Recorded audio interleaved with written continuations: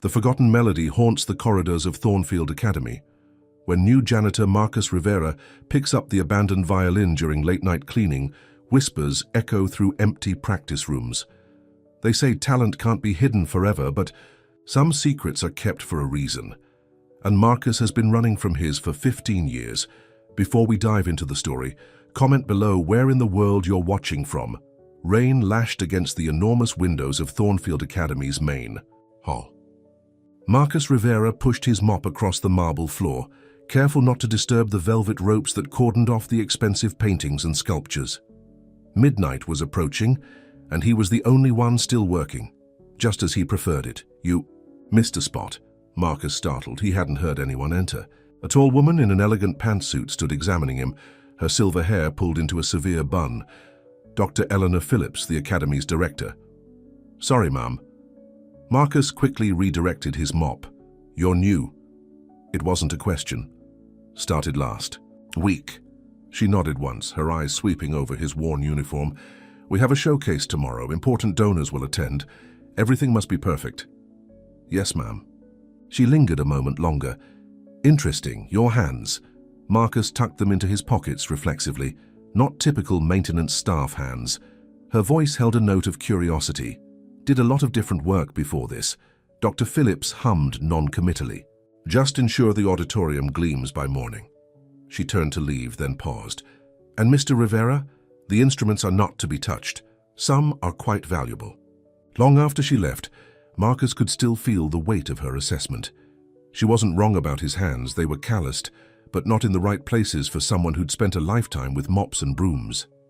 As he wheeled his cart toward the auditorium, he passed practice rooms where students had left sheet music scattered across stands. Through one glass door he saw it, a violin case, carelessly left open. The instrument inside gleamed under the security lights. His fingers twitched. 15 years, that's how long it had been since he'd held one. Marcus forced himself to continue down the hall. "Did you see the janitor?" Sophia Chen whispered to her friend as they hurried to morning rehearsal. "He was sleeping on a bench outside. Probably homeless," replied James, with a dismissive flick of his wrist. "That's a horrible thing to say," Sophia scolded, adjusting the violin case on her shoulder. "He works harder than most of the faculty." "Whatever," James sighed dramatically. "Are you ready for the Paganini? Rumor has it Juilliard's sending scouts." They pushed through the double doors into the auditorium, where Dr. Phillips stood center stage, clipboard in hand. A dozen other students tuned their instruments, the cacophony echoing in the massive space. Marcus was in the corner, emptying trash cans, invisible to almost everyone. "Ladies and gentlemen," Dr. Phillips called over the noise, "today's rehearsal determines your position in tomorrow's showcase." The room quieted immediately. "Mr. Whitaker, you'll begin." James Whitaker, son of the Academy's primary benefactor, stepped forward with his violin. His confidence bordered on arrogance as he positioned his instrument. "Paganini's Caprice No. 24, he announced unnecessarily, then launched into the piece. In the corner, Marcus froze. His body remembered that piece. The way the violin fit beneath the chin, the precise finger positions, the subtle shifts in weight and pressure. James played well, technically precise, but lacking something essential. When he finished, polite applause followed. "Excellent, Mr. Whitaker." Dr. Phillips nodded. "You'll anchor our second half." James smirked at Sophia as he returned to his seat. "Ms. Chen, you're next." Sophia approached nervously, clutching her violin with white knuckles. "I'll also perform Caprice No. 24. She began shakily, her nervousness evident. 3 measures in, her bow slipped, producing a harsh screech. Several students winced. James didn't bother hiding his smug smile. "Sorry," Sophia whispered, repositioning. And starting again. From his position by the trash can, Marcus could see the tension in her shoulders, the too tight grip on her bow. Without thinking, he took half a step forward, as if to help. She faltered again at the same passage. "Perhaps something less ambitious, Miss Chen," Dr. Phillips suggested, her voice gentle but firm. "I can do it," Sophia insisted, blinking rapidly. "You've been practicing that for months," James called out. "If you can't manage it by now." "Mr. Whitaker," Dr. Phillips warned. Marcus saw Sophia's hands trembling. The same passage had once given him trouble too. It required a particular approach, a lightness combined with precision. Before he could stop himself, he whispered, "Relax the wrist." Several heads turned. Sophia's eyes met his, wide with surprise. "Excuse me?" Dr. Phillips's voice cut through the silence. Marcus busied himself with the trash. "Sorry, just talking to myself. Please refrain from interrupting, Mr. Rivera." Heat crept up his neck as he felt every student's eyes on him, the janitor presuming to give advice to a Thornfield student. He kept his head down for the remainder of the rehearsal, avoiding the curious glances that occasionally came his way. "Hey, janitor guy!" Marcus had almost made it to his truck when Sophia called after him. He considered pretending not to hear, but reluctantly turned. "What did you mean earlier?" she asked, slightly out of breath from running across the parking lot. "About relaxing the wrist?" "Nothing. I shouldn't have said anything. But you know Paganini, it wasn't a question." Marcus shrugged. "My roommate's sick," Sophia continued. "I usually practice with her in our dorm, but I'm not a teacher. I didn't ask for lessons, just..." She faltered. "Never mind, sorry to bother you." As she turned to leave, Marcus sighed. "The passage you're struggling with. You're approaching it like it's one continuous movement, but it's actually 3 distinct phrases with micro-pauses between them." Sophia stared at him. "And your wrist is too rigid. The bow should float, not drag. Can you show me?" "No." "Please?" "No one will see. There's a practice room in the east building that nobody uses." Marcus looked at his truck, then back at the student's hopeful expression.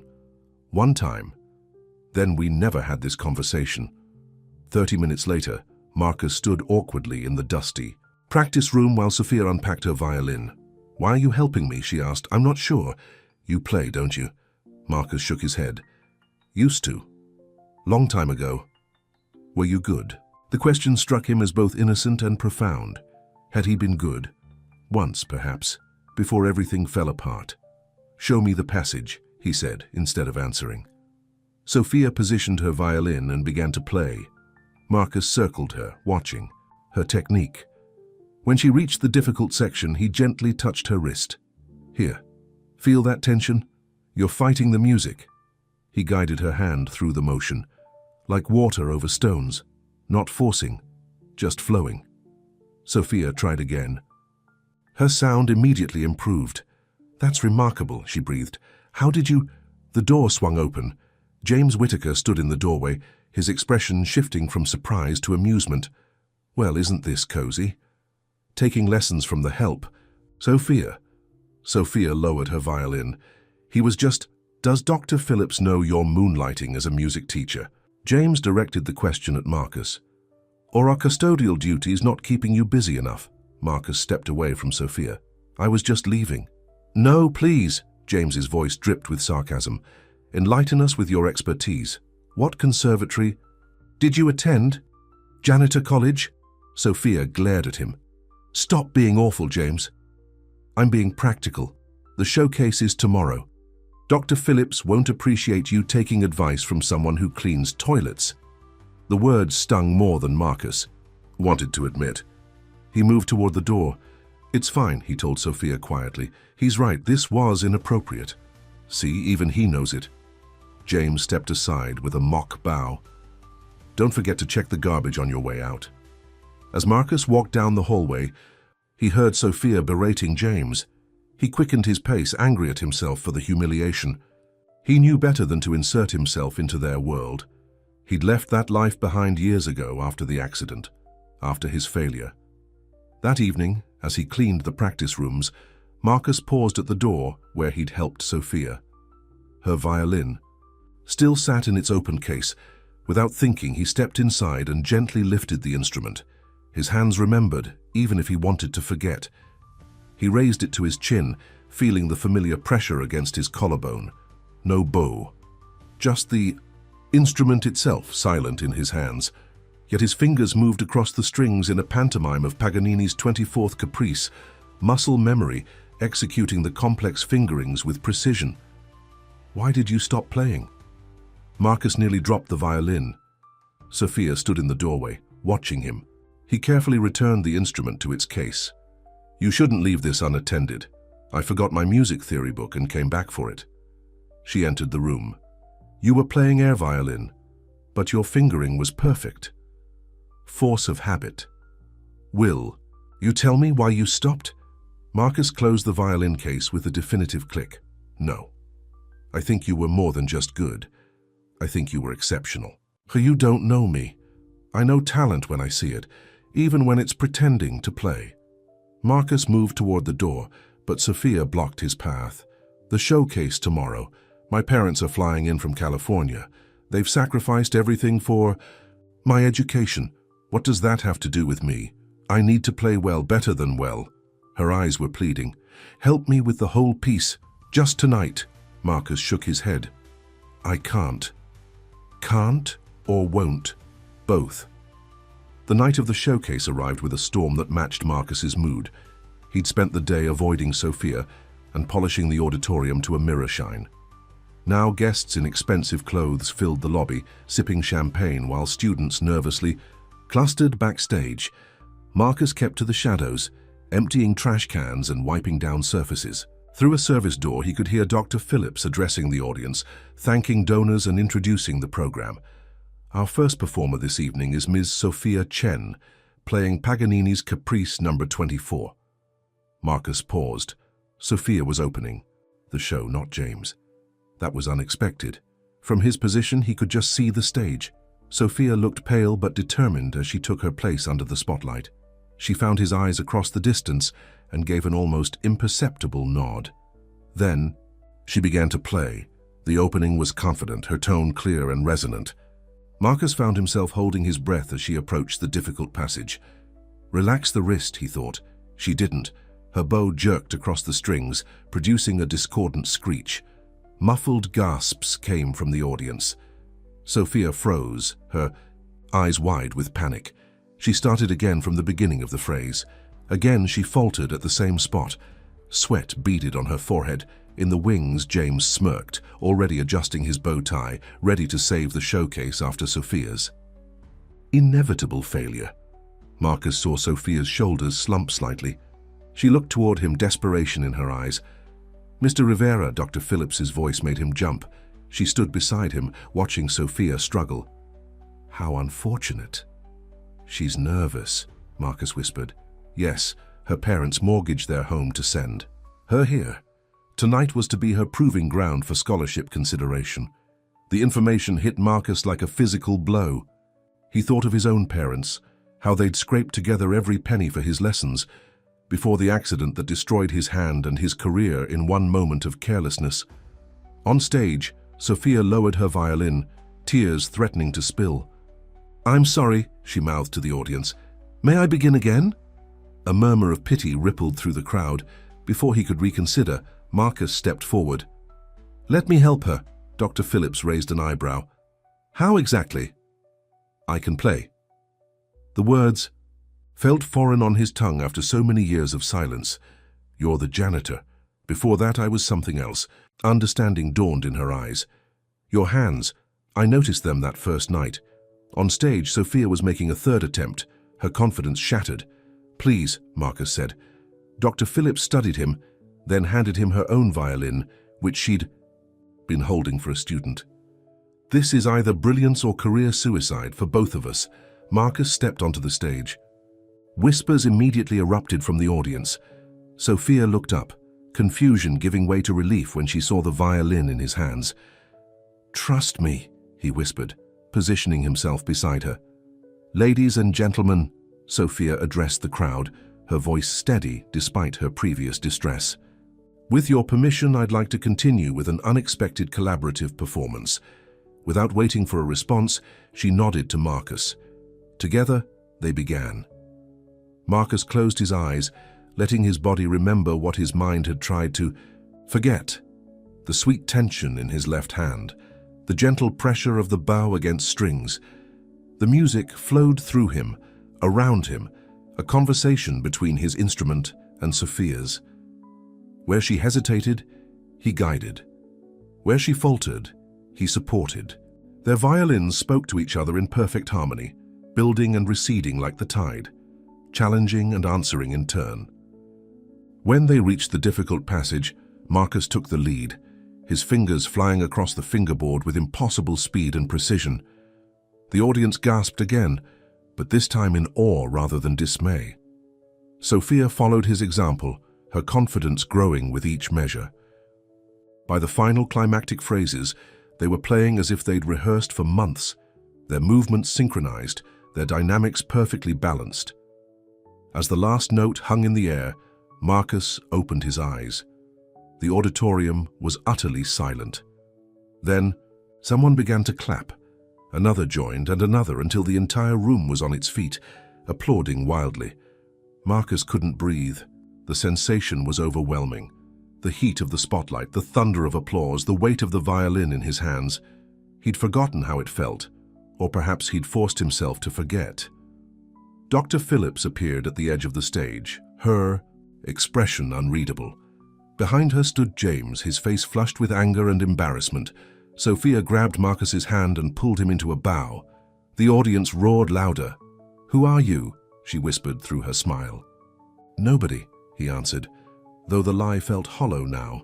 As they straightened, Dr. Phillips approached the microphone. "Ladies and gentlemen, a tremendous display of talent and collaboration.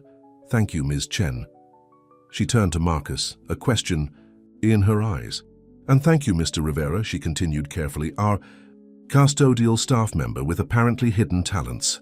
The audience murmured in confusion. "I believe we deserve an explanation," she added quietly, "for his ears only." Marcus stood frozen, the violin still in his hand. He could walk away now, return to the shadows, continue his life of deliberate obscurity, or he could step into the light again. "My name is Marcus Rivera," he said into the microphone, his voice rougher than he remembered. 15 years ago, I was a student at the New England Conservatory." The audience quieted immediately. "I was preparing for the international violin competition when I injured my hand in an accident." He held up his left hand, revealing the scar that ran across his palm. "The doctors said I would never play professionally again." A sympathetic murmur rippled through the crowd. They were right in a way. "I lost my confidence along with my dexterity. I gave up music entirely." He glanced at Sophia. "Until tonight." Dr. Phillips stepped forward. "Mr. Rivera, if I may ask, were you by any chance the Marcus Rivera who won the Young Artist competition in Chicago before your accident?" He nodded once. "I was a judge that year," she said, her voice softening with recognition. "Your Tchaikovsky was transcendent. From the wings, a man pushed forward, gray-haired, distinguished, with a press badge. Marcus Rivera, the prodigy, who disappeared. I covered your early career for the Symphony Journal." Others began to whisper, connecting names to memories. Marcus felt his chest tighten. This was exactly what he'd been avoiding for 15 years. Recognition, expectations, inevitable disappointment. "I'm not that person anymore," he said firmly. "I came here to help Ms. Chen, not to revisit the past." He handed the violin back to Dr. Phillips and turned to leave the stage. Sophia caught his arm. "Why are you running away again?" she asked, loud enough for the microphone to catch. "Because I failed once. I can't do it again." "You didn't fail tonight." Marcus looked out at the audience, still standing, still watching, him with fascination. Among them he spotted a couple who could only be Sophia's parents, clutching each other's hands, tears streaming down their faces. "Your hands," Sophia continued. "They remembered, didn't they? Even after 15 years. Before he could respond, James Whittaker strode onto the stage, violin in hand. "How touching," he said, his voice dripping with disdain. "But are we really supposed to believe that a janitor was once some kind of violin virtuoso?" This was clearly rehearsed to humiliate me. Dr. Phillips frowned. "Mr. Whittaker." "No," James cut her off. "If he's so talented, let him prove it. Right now, sight reading." He thrust a sheet of music toward Marcus. "Unless, of course, this was all an elaborate stunt." Marcus recognized the piece immediately. Isai's Sonata No. 3 Ballade, one of the most technically challenging works in the solo violin repertoire, a piece he'd never mastered, even in his prime. "I don't need to prove anything to you," Marcus said quietly. James smirked. Of course not. The tension on stage was palpable. Sophia looked between them, her expression hardening. He doesn't need to prove himself, she said firmly. We all heard him play. We heard a carefully rehearsed duet, James countered. Nothing that requires real mastery. Marcus studied the music in James's hand. Part of him wanted to walk away, to return to the safety of anonymity. But another part, a part he thought had died years ago, stirred within him. Without a word, he took the sheet music and the violin from Dr. Phillips again. You don't have to do this, she said quietly. Yes, Marcus replied, looking directly at James. I do. He positioned the violin under his chin and studied the music for a moment, his eyes moving rapidly across the notes. The auditorium fell silent again, the tension almost unbearable. Then he began to play. The opening was explosive, a cascade of notes that seemed to defy physics. His fingers flew across the fingerboard with preternatural speed, his bow dancing across the strings like lightning, each phrase built upon the last, creating a narrative of sound that held the audience spellbound. The music soared and plunged, whispered and roared, telling a story of loss and redemption, of darkness and eventual light. As he played, Marcus felt the years of silence falling away. His injured hand, which had never fully recovered its former flexibility, found new pathways through the notes, adapting and overcoming where once it had only surrendered. The final passages were a tempest of sound, arpeggios racing up and down, the scale, double stops that resonated with perfect intonation, harmonics that seemed to hover in the air like drops of crystal. With the final defiant note, Marcus lowered the violin. His chest heaved with exertion, sweat dampening his uniform. For a moment, no one moved or spoke. Then the applause began, thunderous, overwhelming, filling the auditorium until it seemed the very walls might crack from the pressure. James stood, frozen, his face a mask of disbelief and humiliation. Dr. Phillips wiped tears from her eyes, and Sophia beamed with vindicated pride. Marcus hardly registered any of it. He was elsewhere, back in that practice room at the conservatory before the accident, when music was his voice and his future, back when he still believed in himself. Dr. Phillips approached him as the applause continued unabated. "Mr. Rivera," she said, her voice thick with emotion, "I believe we have been underutilizing your talents at Thornfield Academy." Marcus looked down at the violin in his hands, then at the audience still on their feet, then at Sophia, whose face shone with admiration. "I'm just the janitor," he said, but the words no longer felt like a shield. "Not anymore," Dr. Phillips replied. "Not if you don't want to be." 3 months later, Marcus stood in Thornfield Academy's newly renovated East Building practice room. A dozen students watched him intently as he demonstrated a particularly challenging bowing technique. "Remember," he said, "the violin is not just in your hands, it's in your entire body, from your feet to your shoulders to your fingertips." Sophia, seated in the front row, nodded in understanding. Since the showcase, she'd been awarded a full scholarship and had become his most dedicated student. "Mr. Rivera?" A timid first-year raised his hand. "Is it true you're performing with the symphony next month?" Marcus smiled. "Yes." "Tchaikovsky's Violin Concerto? The same one from the competition Dr. Phillips judged?" "The very same." After class, as the students filed out, Sophia lingered. "James actually asked if he could join your master class next term," she said with a grin. "Did he now?" Marcus raised an eyebrow. "And what did you tell him?" "That there's a waiting list, and he'd need to audition." Marcus laughed. The sound still surprised him sometimes, how easily it came now, when for years he'd found so little. "Joy, you know," Sophia said thoughtfully, "I never did thank you properly for that night." "You don't need to thank me. If anything, I should thank you." "For what?" Marcus looked around the classroom, at the music stands, the framed program from his upcoming concert, the violin case that no longer remained closed. "For making me face my fear," he said simply, "for reminding me that failure isn't final unless we allow it to be." Sophia smiled. "That sounds like something you'd tell a student." I suppose it does. Marcus picked up his violin and ran his fingers across the strings. But the best teachers are those who never stop being students themselves. As Sophia left for her next class, Marcus stood alone in the room that had once been dusty and forgotten, like him, but now hummed with possibility. The scar on his palm would always remain. The injury had changed his playing, forcing him to adapt, to find new fingerings, new approaches. He would never be exactly the prodigy he once was, but perhaps he could be something better, someone who understood that perfection was less important than perseverance, someone who could not only play music, but also help others find their voice within it. Outside the window, students crossed the courtyard, instruments on their backs, futures ahead of them. Among them walked a janitor, pushing his cart with the same care and dignity that Marcus had once brought to his own work. We are more than our failures, Marcus thought, and sometimes more than our successes too.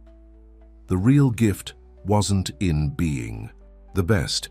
It was in never stopping the pursuit of your best self, even when the path led somewhere unexpected, even when it required you to begin again, hands trembling, heart pounding, stepping into the spotlight you once fled. Marcus raised his violin and began to play, not for an audience this time, but for himself. For the boy who once dreamed of stages and spotlights, for the man who thought those dreams were lost, and for whoever he might yet become. The music echoed through the hallways of Thornfield Academy, a reminder that talent may hide, but it never truly disappears. It waits, patient and persistent, for the courage to let it sing again.